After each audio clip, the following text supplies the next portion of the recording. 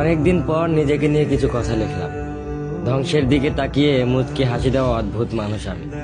হয়তো আমি পাগল, হয়তো অনুভূতির ভিতরে কোনো এক গভীর অতল দুঃখ বাসা বেঁধেছে। তবুও নিজেকে জোর করে হাসাতে শিখে গেছি। যেদিন ভেতরটা একবারে ভেঙে গিয়েছিল, সেদিনও বাইরে থেকে এক চিলতে হাসি মুখে নিয়ে সবার সামনে দাঁড়িয়েছিলাম।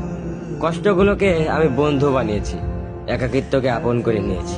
মানুষ ভাবে আমি হয়তো সুখী, শক্ত, নির্লিপ্ত, কিন্তু তারা জানে না প্রতি রাত আমার এক একটা লড়াই। নিজেকে নিজেই বুঝিয়ে রাখি তুই ভালো আছিস, অথচ আমি জানি আমি ভালো নেই। ভেঙে যাচ্ছে প্রতিদিন একটু একটু করে, আর এই ধ্বংস হওয়াটাকে যেন ভালোবেসে ফেলেছি।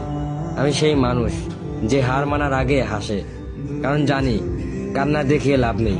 পৃথিবী শুধু শক্তদের মনে রাখে, দুর্বলদের নয়।